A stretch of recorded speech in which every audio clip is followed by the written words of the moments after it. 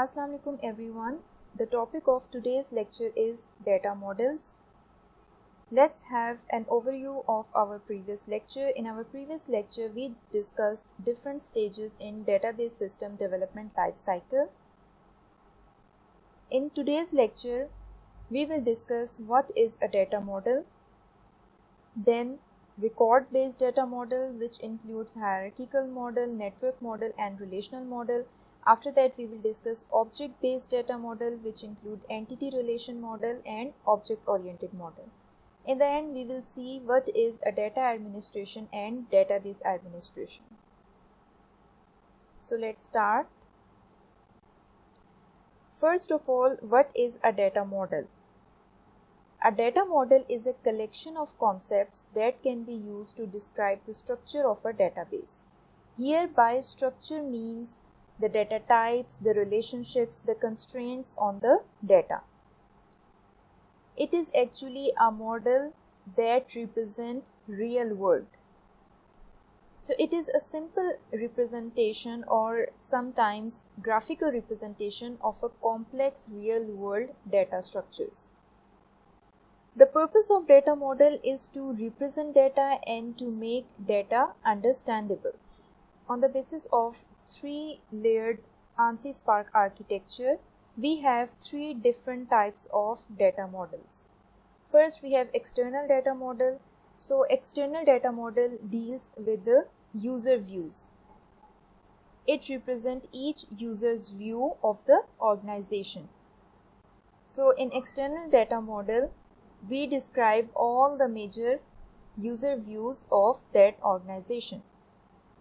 In conceptual data model, we actually represent the logical structure of database. It includes all the entities, their attributes and relationship between the entities. In conceptual data model, we don't have information about database management system and the storage details. Next, we have internal data model. Internal data model actually provides information about how to store data on the physical storage. Internal data model is related to the implementation of database on the storage devices. It actually maps the conceptual data model on the physical level. It is concerned with the operating system and DBMS. So we actually categorize data model based on record-based data model and object-based data model. So record-based data model represents data in the form of record structure. So the database consists of a number of fixed format records. In record-based data model, we have hierarchical model, network model, and relational model.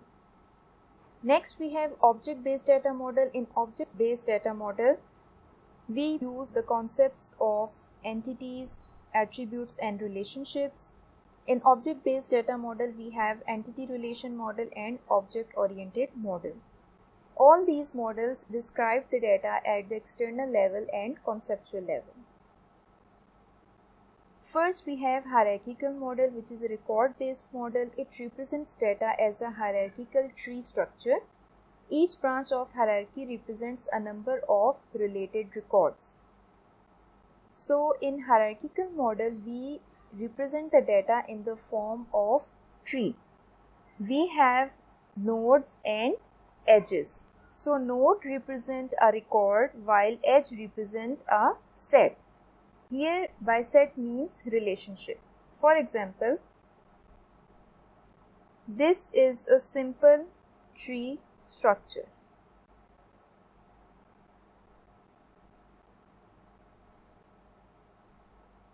So these are the nodes that represent a record, and these lines are the edges, which is actually called a set in hierarchical model.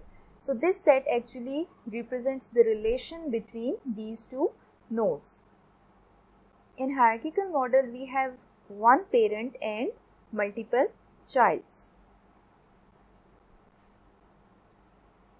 It depicts a set of one-to-many relationships between a parent and its child segments. So a parent can have many children while each child has only one parent.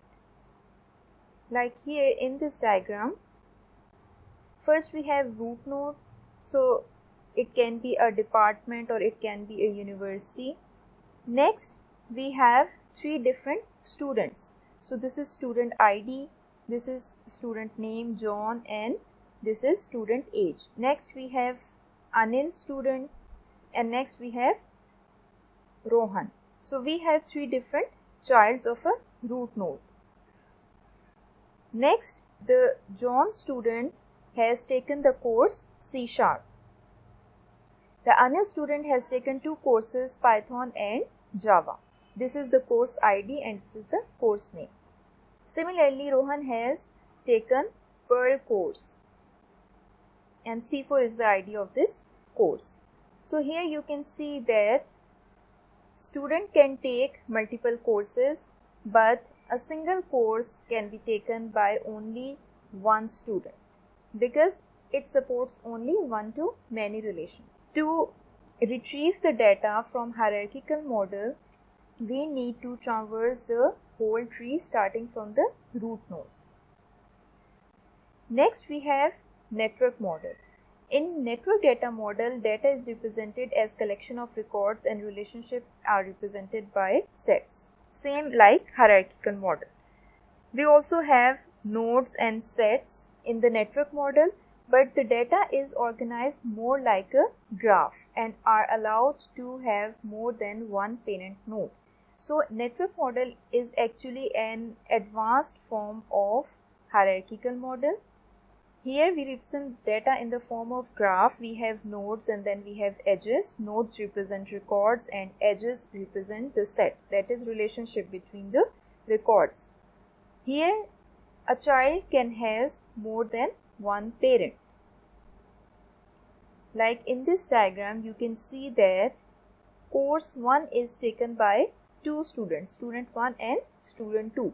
Similarly, student 1 has taken two courses, course 1 and course 2. So here it also supports many-to-many relation. Next we have relational model. A relational database stores data in the form of relations, tables, each of which has a number of columns with a unique name. So in relational model, we actually use tables to store the data. Each table has a field, which is actually a column of a table that defines attributes. And then we have a tuple. A tuple is a single row of a table which contains a single record for that relation.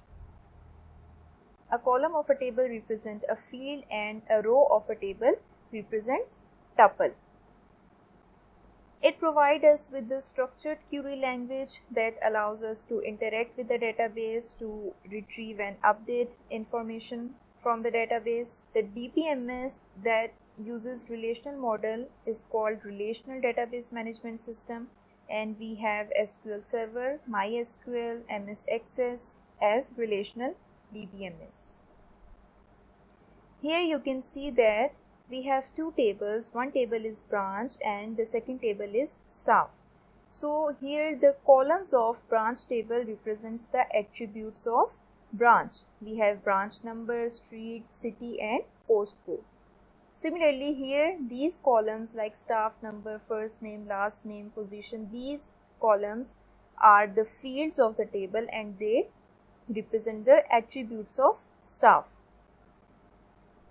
And a single row represents a record. So here we have a single record of one staff member. And you can see that we have branch number in this staff table as well. So here the branch number shows relationship between these two tables. So a staff member will be working at a particular branch. Next we have object related data models, in which first we have entity relation model. This defines the conceptual view of the database. So in entity relation model, we have entity, which is actually an object, a person, thing or a place.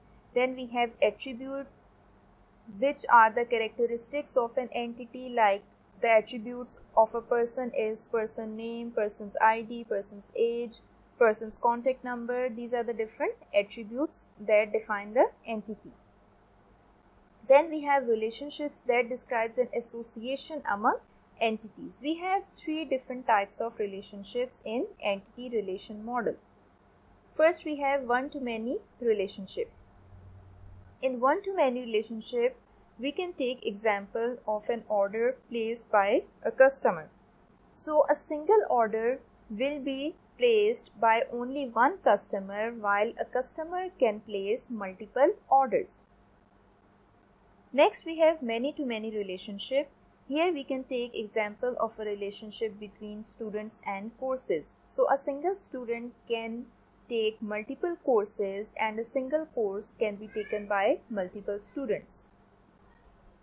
Next, we have one-to-one relationship. In one-to-one relationship, each record of one table related to only one record of second table, like a relationship between a person and the person's passport is one-to-one relationship. So a one person can has only one passport, and one passport can be associated with one person. In ER model, we use ER diagram, which is a graphical representation of entities and their relationships in a database structure. Here we have ER diagram. First, we have one-to-many relationship, in which we have taken example of a painter and paintings. So we have two entities, painter and painting. And the association between these two entities is that painter paints painting. This is one-to-many relationship because a single painter can paint many paintings, but a single painting is painted by only one painter. Next, we have many-to-many relationship, in which the example is an employee can learn many skills. Each skills can be learned by many employees. So here we have employee entity and skill entity, and relation between them is learns. Employee learns skill. So a single employee can learn many skills. Similarly, a single skill can be learned by many employees. Next, we have one-to-one relationship. An employee manages one store. Each store is managed by one employee. So a one employee can manage a single store, and a single store can be managed by one employee. So this is a graphical representation of entity relation model. Next, we have object-oriented model. In object-oriented model, the data is stored in the form of objects. So object-oriented model is the same like object-oriented programming model. In object-oriented model, we have attributes that describes the properties of an object, behavior describe the actions that are associated with the object, and objects that share similar characteristics are grouped in classes. So in object-oriented model, we use the concepts of object, classes, and attributes and behavior. So if we consider a dog as an object, so what will be the attributes of a dog? Dog's height, dog's color, dog's age. These will be the attributes, the properties that define the dog. Next, what will be the behavior of the dog? The dog will sleep, the dog will eat, the dog will run, the dog will jump. So these are the different functions or behaviors that the dog will perform. And we place the similar objects in one class. Like if we consider different objects like dog, cats, lion, and different animals, so we can group them together into a single class because most of them have same properties. So we will define a single class as an animal, and in animal class we will define the different attributes and properties, and then we can derive different objects from that class. The concept of inheritance is used in object-oriented model.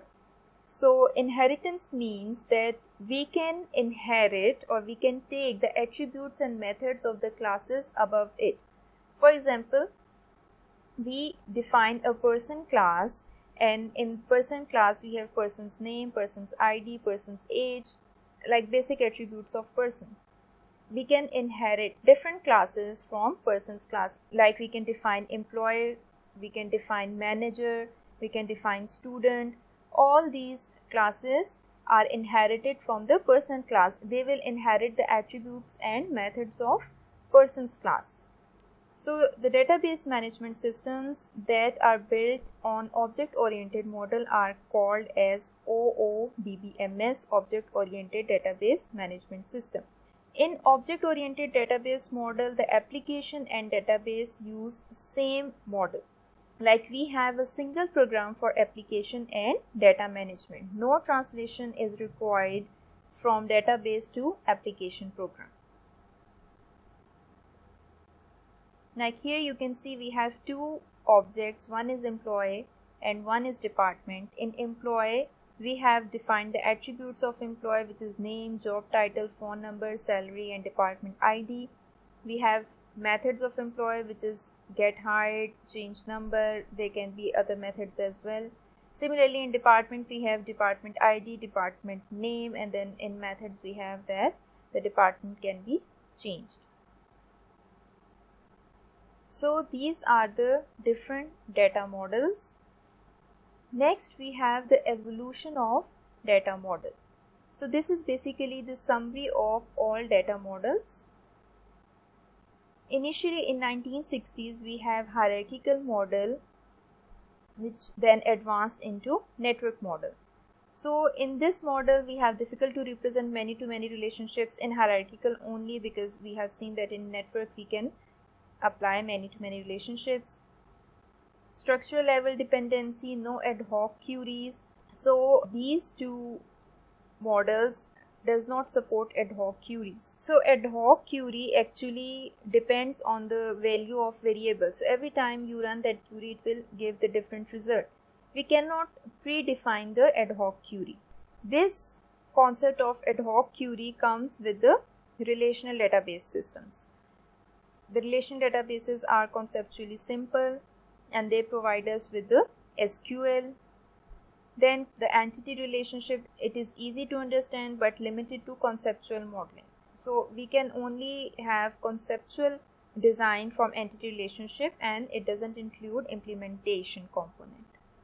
Next we have in 1978 we have semantics, which includes object-oriented and extended relational relational database management system. So object relational database management systems is the concepts of both relational and object-oriented data models. So here it gives the support for complex object. We have inheritance, like I have explained before. Then the behavior, which is the function of an object. Unstructured data, XML. So XML is, we know that, an extensible markup language in which the data is represented, that is both human readable and machine readable. So in XML data models, data is represented in XML format. Then we have the big data, which are also known as NoSQL database systems. We have discussed big data in one of our previous lecture. Here in big data, we use the key value data model, like the data is stored in the pair of key and value, and it is suited for large sparse data stores because it is a big data. So the data models for big data are being used by the organizations that have a huge amounts of data, like Facebook or Twitter. Moving forward, now we will discuss the difference between data administrator and database administrator. So first, a database administrator must be technically competent. Of course, he should be equipped with the technical knowledge related to database systems. He should be a good manager, have excellent interpersonal and communication skills. So these are the different skills that a database administrator must have. His responsibility is planning, designing, developing and managing the operating database. So a database administrator can actually plan and design the database as well, along with the managing the operating database. So once you have installed your database, you need to manage your database, and database administrator actually manages the database. Data administrator may do conceptual and logical design. DPA does physical design, implementation, develops and manages system. So data administrator is more concerned with the logical structure of the data, while the database administrator is concerned with the physical implementation and how the data is being stored on the physical drive. The data administrator is concerned with the early stages of life cycle, from planning through to logical database design. So we know that first we start with the planning and then the designing process of database. So data administrator is concerned with these early stages, while the database administrator is more concerned with the later stages, in which we have the implementation of database and application development, and also to maintain the different operations related to database. So in today's lecture, we have seen and discussed different type of data models and evolution of different data models, and who is data administrator and database administrator.